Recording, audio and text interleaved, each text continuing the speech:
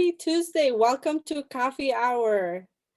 We have a very special presentation today about Portuguese programs of Fresno State.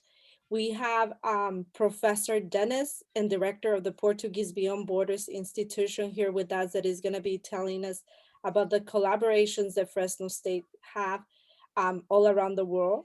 So please help me welcome Professor Dennis to talk with us today.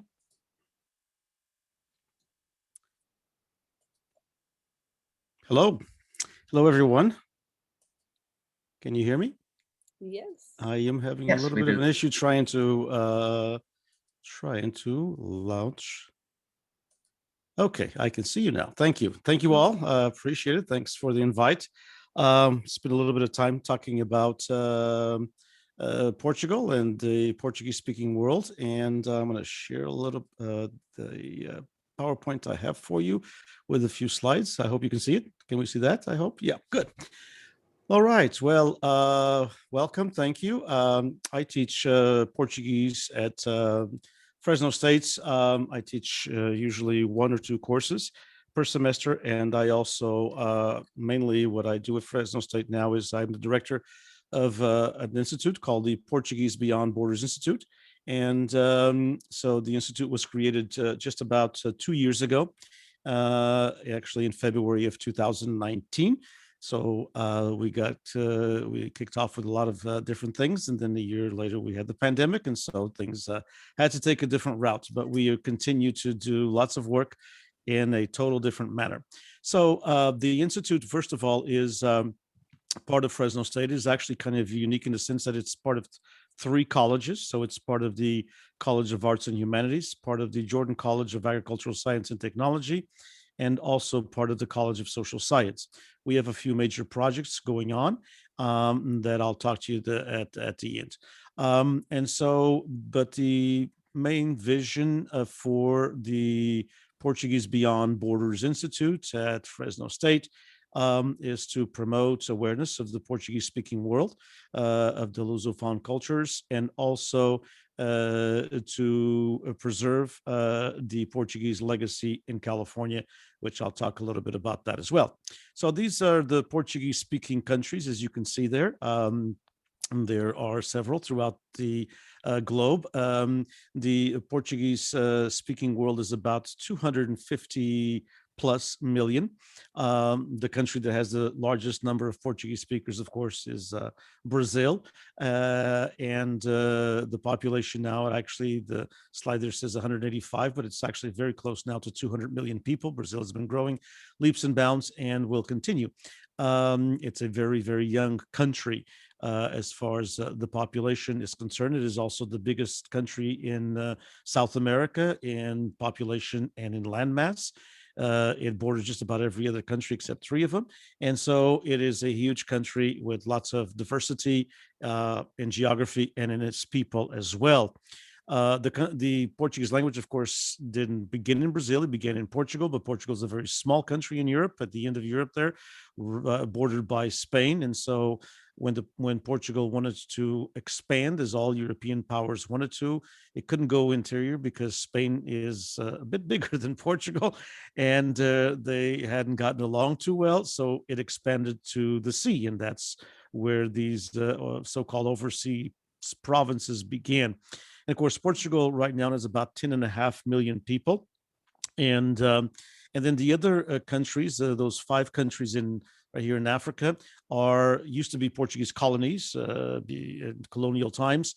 And of course, they're now independent countries, and they are Cabo Verde with about 500,000, Guinea-Bissau with pretty close to 1.5 million people, São Tomé e Príncipe, another island nation with close to 200,000 people, Angola, which is one of the largest of the Portuguese-speaking countries in Africa, with about 11 million people, and Mozambique with almost 20 million people right now. And then in Asia, we have a Portuguese-speaking country, which is East Timor or Timor-Leste, and it is a country that has about 800,000 people, and it is right next to Indonesia. And so actually after after English, Portuguese is one of the most present as far as global languages after English. What does that mean? It's present in more continents than many other languages are. And so its presence in, of course, Europe, in the European continent, it's South America, in Africa, and in Asia, and of course, not to talk about the Portuguese community. So, a little bit about Portugal. It's always good to look at pretty pictures. And so, this is one of Portugal's best known palaces in Sintra, and and I put the picture because, as I was saying earlier, so Portugal is a very small country. At the time that Portugal started what is known as the Age of Exploration in the 1400s, Portugal had just a little over a million people. But it still wanted to expand like all of the European countries, it seemed like. And so it couldn't expand inward, as I mentioned. So Portugal expanded to the sea and found these small archipelagos that now belong to Portugal, archipelago of Madeira and the Azores. And then slowly it began the sea routes to India, which was important for Europeans. And from the sea routes to India, it kind of broke a lot of monopolies that other European powers had.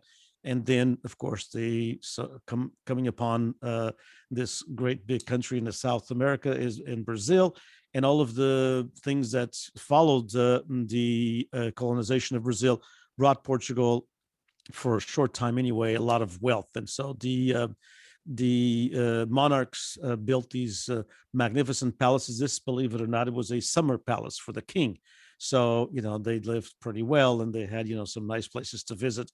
And it's not that far from Lisbon, but of course, we're talking about, 400 or 500 years ago. So 450 years ago, although it's only about, 20 miles from Lisbon, that was a long ways to go on a horse and carriage. And so this is one of the Portugal's. And then they also built things like this, another massive convent and palace that exists in Portugal. It's called Mafra. This actually took over half a century to be built. And if you are ever in Portugal, it's wonderful to see some of these magnificent buildings that kind of are unique to their time period, but also are last forever, because we cannot replicate them. As much as we try, we cannot replicate them today. But this was just to show you that the overseas expansion and the colonization of these people, there was, of course, lots of bad things with colonization, but it brought it brought Portugal into a newfound wealth that it didn't have at that time. But when you talk about Portuguese speaking countries, as I mentioned, Portugal is 10.5 million people. So it's a very small country, part of the European Union now. And so it gives Portugal a little bit more of a clout, because of it being part of the large market that the European Union is, of about 500 million people. And so, but when we talk about the Portuguese speaking cultures and the Portuguese speaking countries, we cannot talk about them without Brazil. And so these are just a few images of Brazil. There to the right, there are images of a city that fascinates all of us, Rio de Janeiro, in Brazil, one of the true great cities of South America, a city that is known for its beaches. It's known also for its problems with the favelas, the slums, that are a way of living for millions of people in Brazil, unfortunately.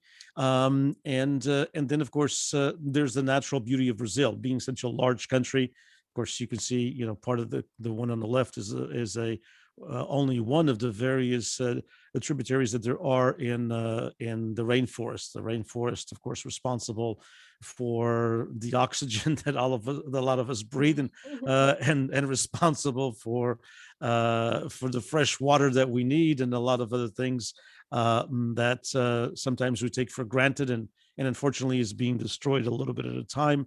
And it might cost us all, and very dearly, a lot in the long run, not just Brazil, but the entire planet. And there in the middle, it's the Iguazu Falls, which sort of like Niagara Falls, but bigger. And they are at the southern part of Brazil, bordering. There's a part that belongs to Brazil, and another part that belongs to to Argentina. And here, the left section, as you can see, with this flag here, still with the old communist symbols. It is Angola. Angola is still today, it's called the Democratic Republic of Angola, but it is a communist regime, and not in the traditional sense. They have opened up their economy, very, very different, much like some of the communist countries in Asia have done as well. And so, but Angola was a very strong Portuguese stronghold in Africa. It belonged to Portugal. It was an overseas colony for until 1975, so not that long ago. I know that you're all young, but it wasn't that long ago. I remember it well, when Angola was a Portuguese colony, and then it became an independent nation. When it became an independent nation, it went through a very well, let me backtrack a little bit. So, in the latter part of the 1950s, the Angolans, of course, took arms against Portugal to expel Portugal so they could become an independent country. And that colonial war lasted almost 20 years. After that, the Angolans got their independence, and then a civil war broke out between three different factions, and eventually just two different factions, and it had a bloody civil war for over 15 years. Okay. Um, and so it's finally ended in the 1990s, and since then, the last almost quarter century, Angola has been living some, very peaceful and a little bit more prosperous. It's still a very poor country, but it has very, very rich. It has lots of minerals, gold, diamonds, and oil, which is important for economies. And then on the right side is Mozambique, the other large Portuguese-speaking country in Africa. Again, it was a colony. Again, it took arms against Portugal. Again, it had a bloody civil war, not as long as the Angola, but it had a bloody civil war as well after it became an independent country. And it's quite a bit poorer than Angola. The GDP is quite a bit less. It is on the other side of Africa, the other coast, and so it's not in the Atlantic coast. And so but it's been growing, and it's had a lot of issues with floods and dry periods and everything else. But it is a growing country with a very, very young population, and according to many scholars, a future for the Portuguese language as well. So these countries are countries where the official language is Portuguese. What does that mean? That's the language that they speak that's the language that's taught in school. That's the language that you go and get your driver's license and all of your documents. But sometimes it's not the language that you speak at home, because Angola has over 20 different native languages. Mozambique has a few dozen themselves. And so, especially outside of the major cities that you see here, when you get out into the rural parts of Mozambique and Angola, people still speak their native language. Side by side with Portuguese, because that's the language that their kids are learning in school, and more young people are now going to school. I wanted to kind of, that was kind of a little bit of a nutshell in 15 minutes of the Portuguese speaking world. And the next part, I wanted to take a little bit more into a little trip into culture, if we can.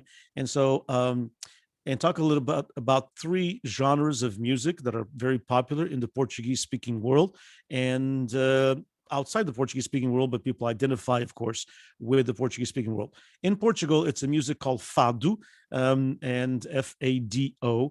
And if you see there on the right side, it's a painting, actually, one of Portugal's famous paintings by a painter by the name of José Malhoa. And he kind of published this, painted this many years ago. And it was the typical fado. Fado is called the national song of Portugal, not like the national anthem, but it's actually known as the soul music of Portugal, sort of what jazz is to the U.S. and blues. And so it is the music, and it's based on a folk music, but it is known as the oldest urban folk music. A lot of the folk music is from country areas, or rural areas. And this one was developed in the different neighborhoods of Lisbon. And as you can see, it's the typical fado is with this guitar right here.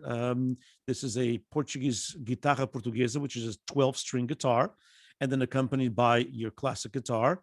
and the lady or the man sings. There's a lot more ladies fadistas than there are men. They normally wear black. It's a very somber music. The music can usually touch you profoundly.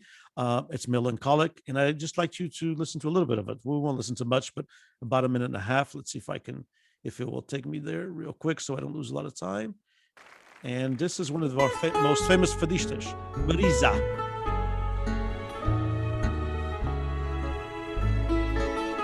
That's the Portuguese guitar.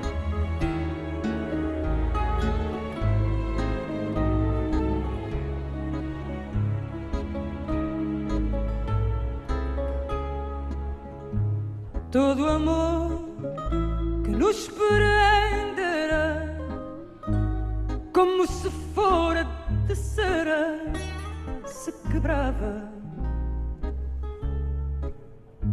e desfazia. Ai, funesta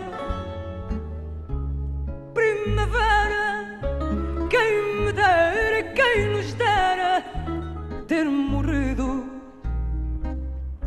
nesse dia. Ai, funesta primavera, quem me dera, quem nos dera ter morrido nesse dia. So that's fado music. Marissa puts on a show for sure, in the aspect that she has what a lot of fadistas don't like to use, which is the full orchestra. Most of them like to keep it traditional with just those two guitars that I showed you in the beginning. Let me go back here. So that is the fado music, the most famous genre of music from Portugal. And take me. Okay. And then here from Brazil, of course, it's totally different. You have the African rhythms and you have a lot of lively music. It's not somber by any means.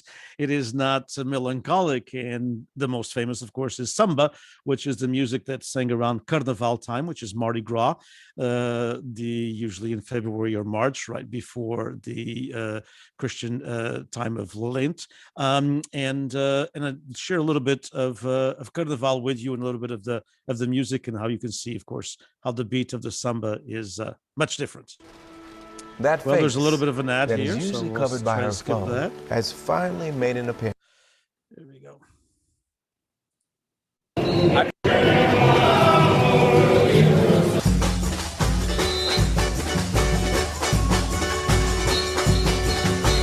Quem não chora não mama, segura meu bem, ajoelha no lugar quentinha na cama, ou então no bola preta, quá, quá, quá, quá. Quem não chora não mama, segura meu bem, ajoelha no lugar quentinha na cama, ou então no bola preta. Vem pro bola meu bem, vem pro bola meu bem, uma alegria infernal, uma alegria infernal. Todos são de coração, folia hoje carnaval, sensacional.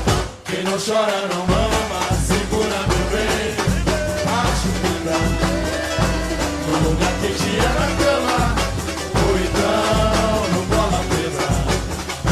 Vem pro bola meu bem, vem pro bola meu bem, uma alegria. And so, as you can see, it's quite a bit different than the fado music. The Carnival is popular in Brazil. It is it's 3 days. It's the biggest party in the world. And of course, this year with the pandemic, it was totally different. And no Carnival basically for the Brazilians, other than in maybe some smaller cities, people still went out and did what they were not supposed to do. And from Africa, so of course Portugal and Europe, the fado music, which has influences from different parts of the world. The Portuguese guitar that you saw there, according to many scholars, has its roots actually in the Arab world, and that's where its origins were. And so, and then of course the carnaval and the different percussions and the African influence. And then in Africa, in all of the Portuguese speaking countries mainly, but it's certainly in Cabo Verde, which is a group of islands, there's this wonderful music called morna, and it's kind of a mixture between the samba and the fado, and so it kind of is a fusion of it. Morna, Morna. And this lady here in the middle, Cesaria Évora, who passed away just a few years ago, is one of the icons of the Morna music, and I'd like you to listen to a little bit of that too. So let's try that one.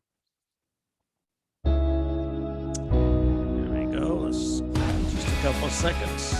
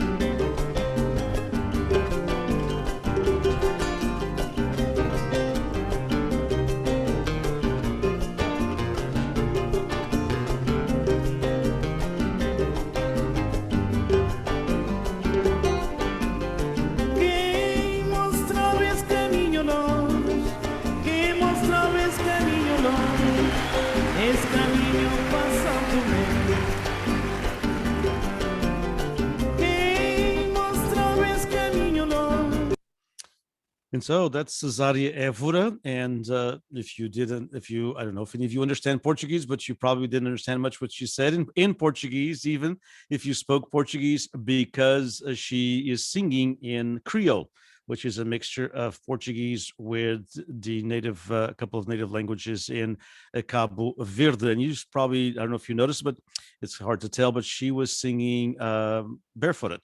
She did that and everywhere in the world. This was taped in Paris, and she would sing. She would not wear shoes. She was known as the Barefoot Diva, and she did that in representation of her people because unfortunately, Cabo Verde is a very, very poor country in Africa, and she still gave half of all of her earnings to help with different charities. She did not die a rich woman. She could have. And so that's a little bit to show you a little bit of some of the music genres and how they kind of affect one another, because you have the fado, then you have the samba, and then you see how here there's kind of a fusion between those two. And so as we continue a little bit more, and just we just have a few minutes of my part here, so I just wanted to end it with a couple of things about food. That's always important. And so these are some of the typical foods from all of the countries, and we're going to start here right here on the left side on top. It's a fish soup. It's called calulu de peixe, and it's done in a particular kind of different oil that is very used in Angola. It's a typical dish of Angola, and that is palm oil. Palm oil is very, very popular in Angola and also in Brazil as well. Here in the middle, this is a fish. Again, it's codfish. It's salted codfish. It's called bacalhau. And the Portuguese can have 365 recipes for it. They love it in just about every way, but this is their most typical one with chickpeas, with garbanzos and potatoes, and it's boiled and with lots of olive oil. Up here is from the islands of the Azores. It's called alcatra, Alcatra. And actually the word has an Arabic background. And alcatra is a roasted meat that is done in the oven, as you can see in this clay pot. And it's normally put in the oven for 6 to 8 hours. So the meat is very, very tender. Here to the left bottom is something called a francesinha, which means little Frenchman. And it's actually a Portuguese adopted from a French. It's a sandwich with 3 different kinds of ham, and it's smothered in cheese and an egg and a sauce on top. Talk about calories. And since we're talking about calories, this one right here in the middle, these are the famous pastries. If you're ever in Portugal, you must have one of those. These are pastéis de nata. and they are basically a pastry with a heavy cream pastry. Then here on the right side at the bottom is the typical dish from Brazil, the feijoada, the a bean dish. Rice and beans are a staple in Brazil, as in many other cultures, and it's done with smoked meats because it was a way to keep meats because people didn't have refrigeration or freezers, and so you smoked them. And so the way to have a good feijoada is with it takes like 5 different kinds of meat, and most of them are smoked. A little bit more, just to make you hungry for dinner. So on top here we have piri piri, which is a piri piri chicken, which is very famous in Mozambique.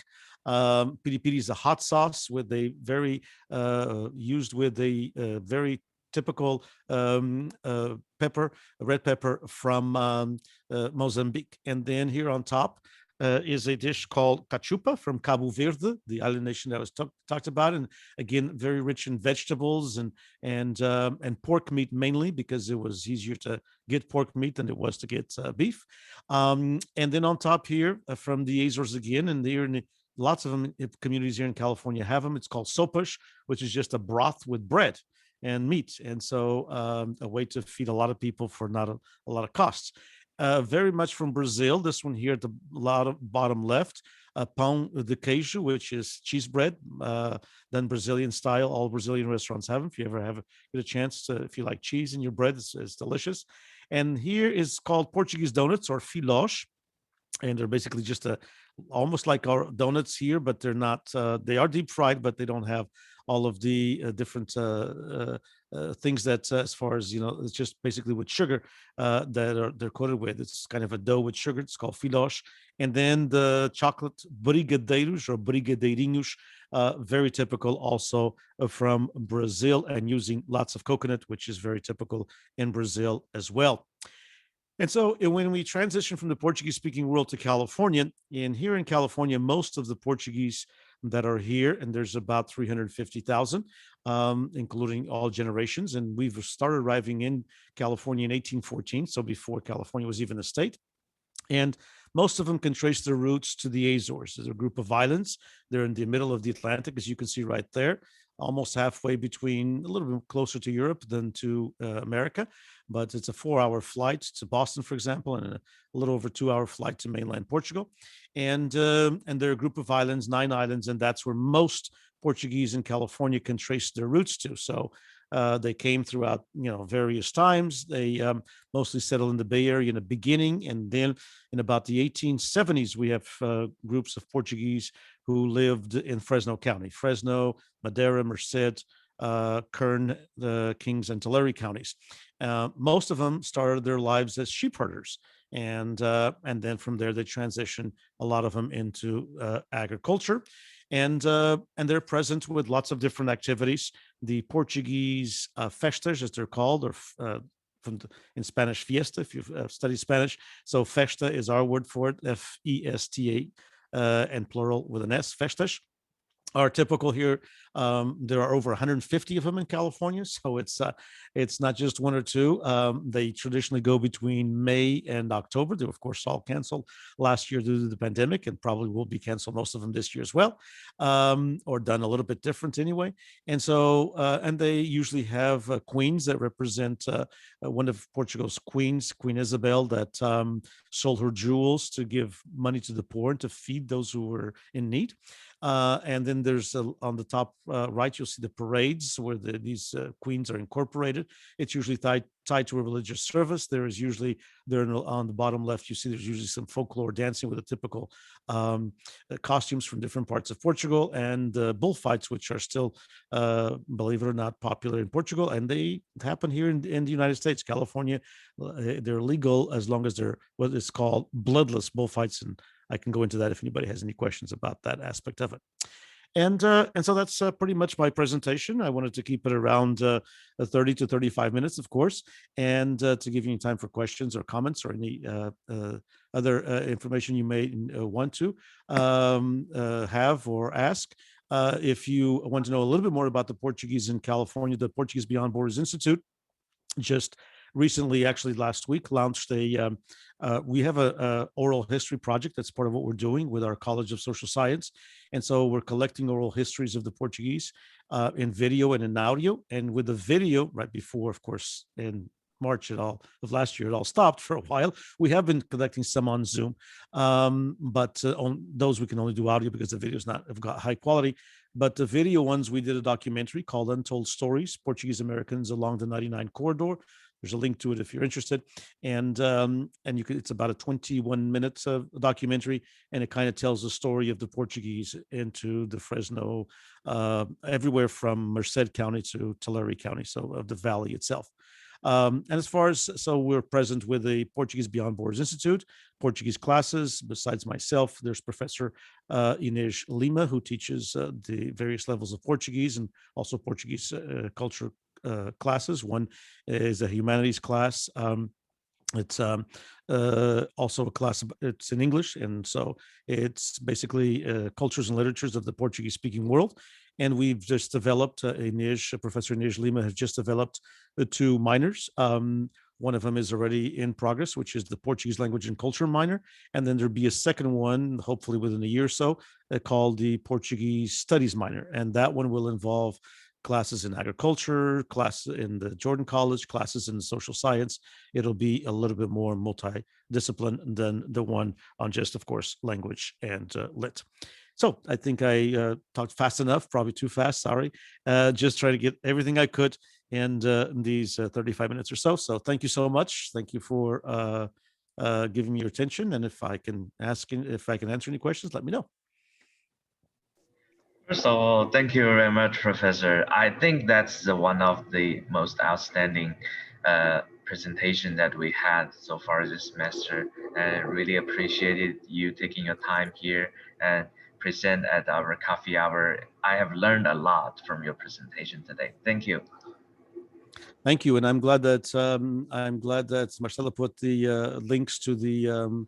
Thank you so much for the study abroad. We are actually next week. We have a meeting with a group in Portugal. It's called the SIPN Network, Study in Portugal Network, SIPN, and Dean Sarah Lamb, and we will be discussing some opportunities, hopefully to begin in the spring or summer of 2022 for Portugal. And there are some opportunities available also from Brazil.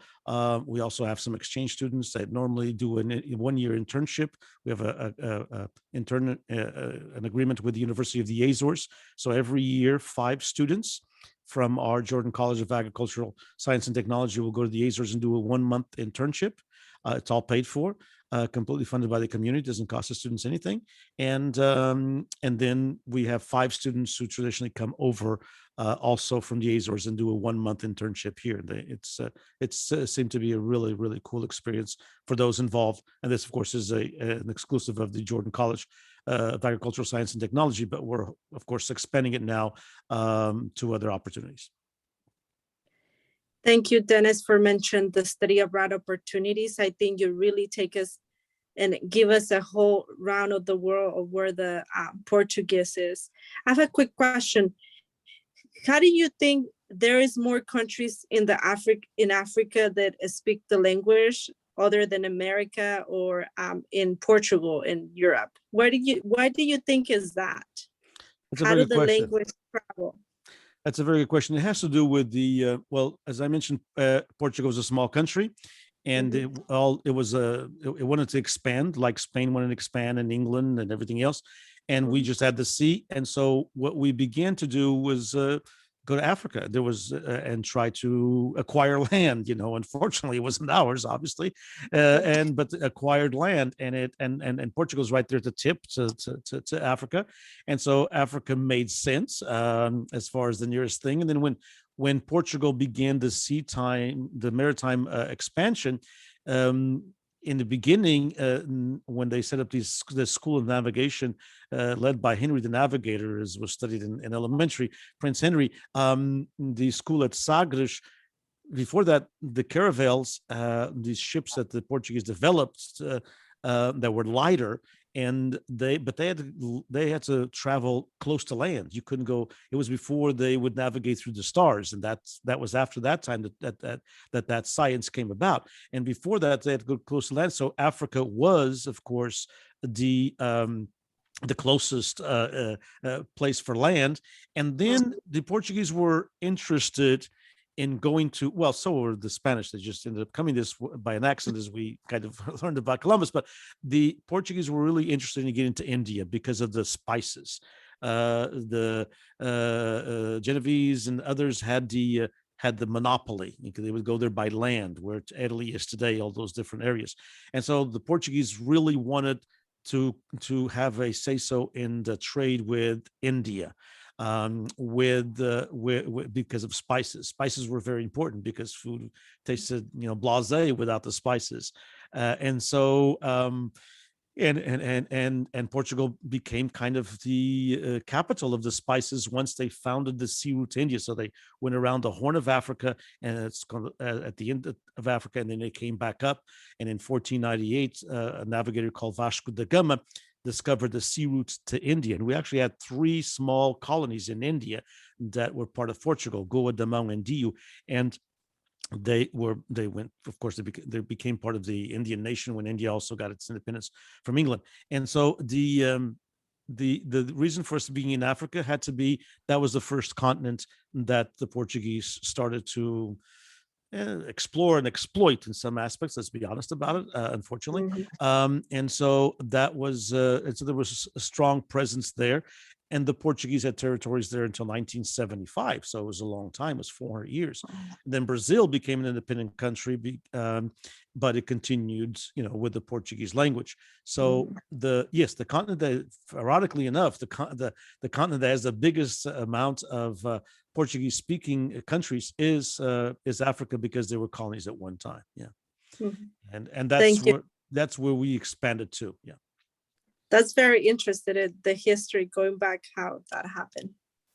Any other questions for Dennis or comments?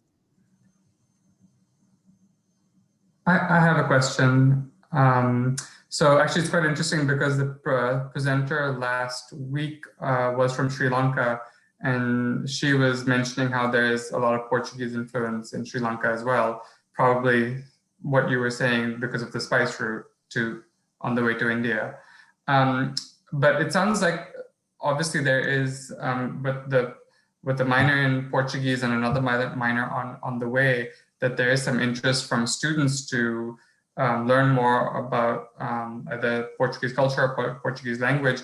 Do we have a lot of students at Fresno State that are Portuguese heritage?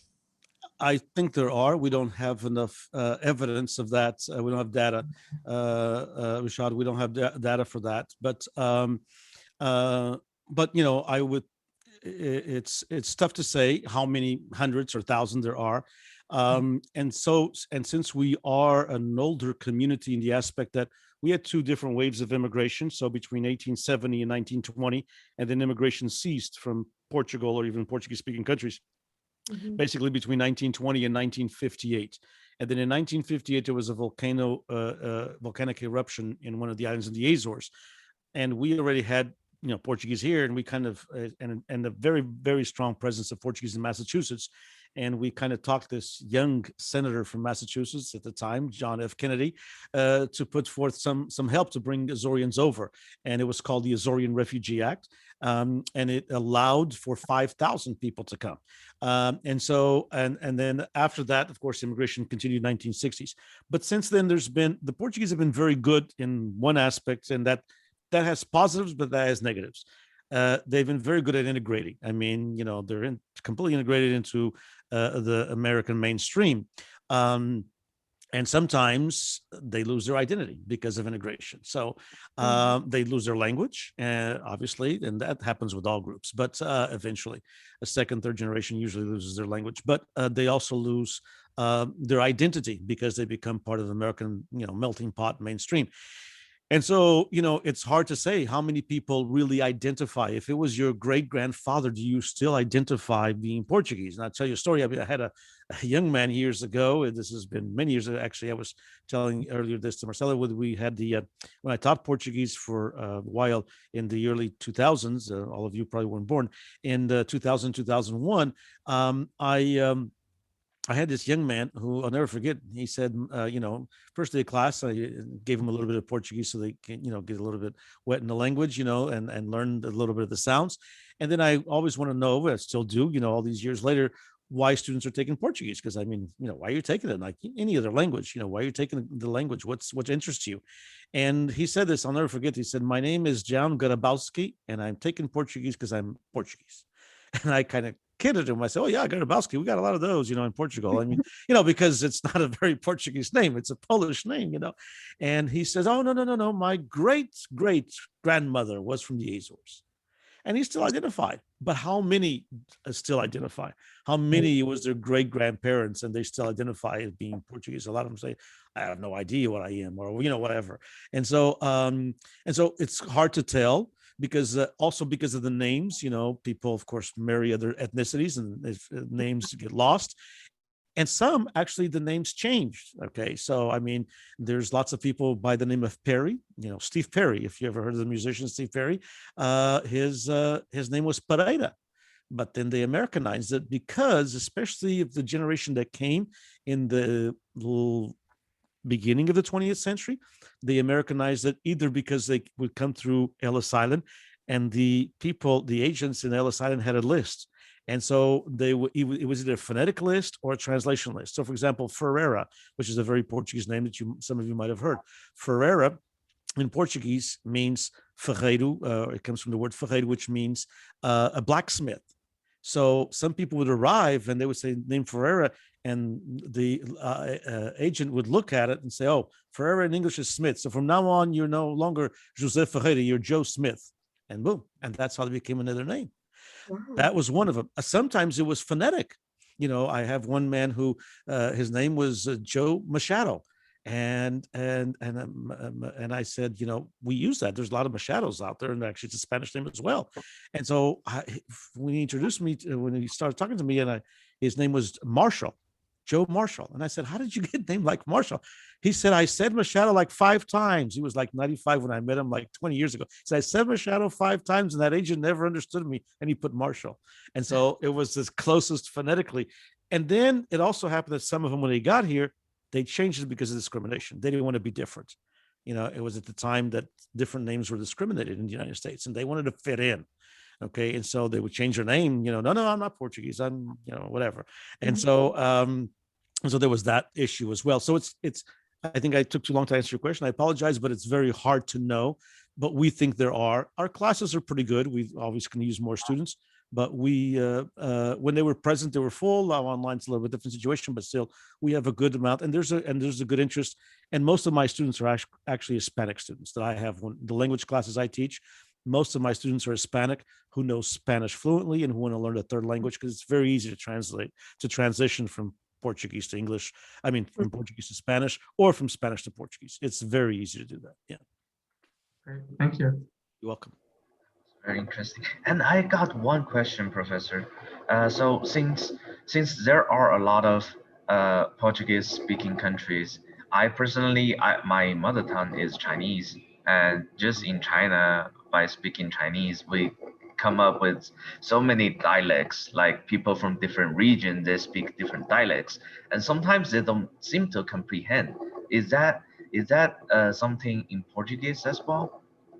It is, and there's actually a Portuguese. There's actually a Portuguese territory in China. Macau was Portuguese until 1999, and it's a second language in Macau. At one time, there were more Portuguese speakers in Macau than there were Chinese speakers, and so it's interesting, our presence there, and our language has a lot of Chinese influence. So, for example, all of the Romance languages, T, it's te, or in Spanish or French, it's all with a T.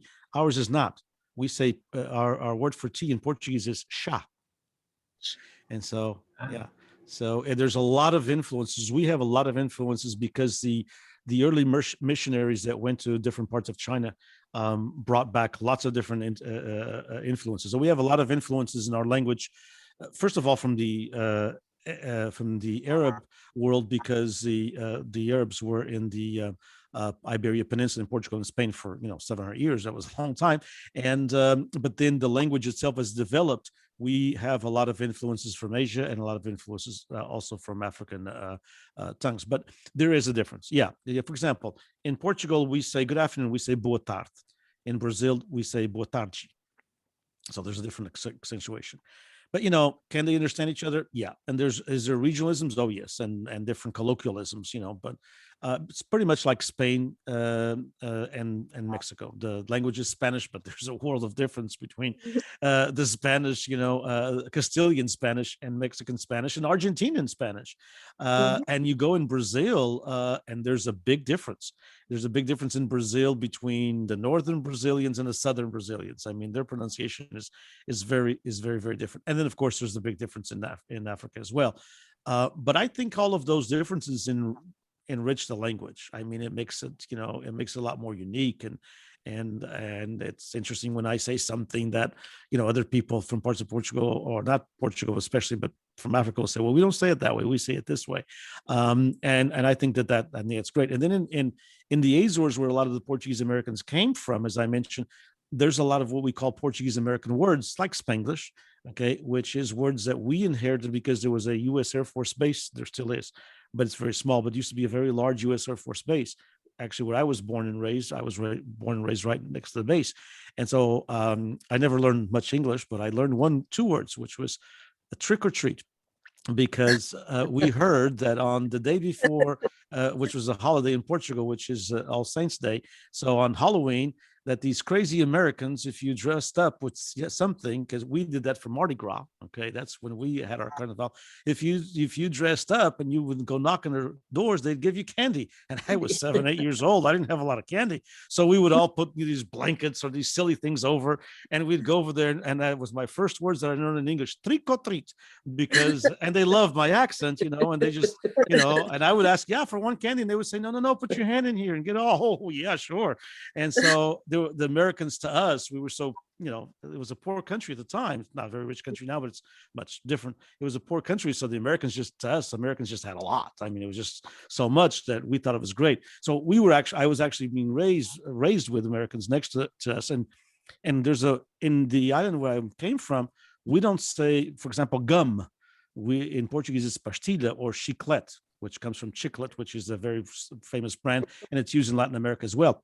We don't say that. We say gama, G-A-M-A, because it comes from gum, because we didn't know what a gum was until the Americans gave it to us in the 1940s.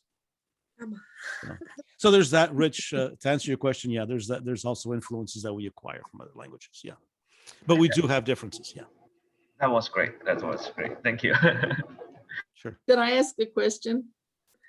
Please. I'm wondering, the local Portuguese, I know there's quite a few that are in farming, and I'm wondering if they're involved in your institute. Some of them are, but we want more of them to be, because some of them are pretty well off and they could certainly help us financially. But there are. We actually are. The documentary that we did has quite a few that were involved in farming. The Portuguese, it's been a kind of a tradition, as you know, here in the Valley, and part of it because, in the Azores where they came from, there were two things that you did mostly until, different services came about, until the air base from the Americans came. You did two things. You either were a fisherman or a farmer. That's all you worked, either the land or the sea. And so when you came to California, you went to work at a dairy. That's what you did, even if you never, I have friends of mine my dad, for example, my grandfather had a small farming operation in the Azores, and he hated it. And he went to get his professional driver's license, and he went to drive for the Air Force Base. He drove heavy equipment operating for the Air Force Base. But when he came to America in 1968, at the age of 38, He didn't know any English. So what did he go do? I don't think he ever touched a cow in the Azores because he did not like them at all. But here he learned to like them, because that was the way to survive. And of course, then he, went on to something else that he liked. But a lot of folks stayed, and it was because it was a tradition. But they are involved, and we have a very strong. The Jordan College of Agricultural Science and Technology is part of the institute because of the Portuguese presence in ag and dairy. Great. Thanks. Thank you.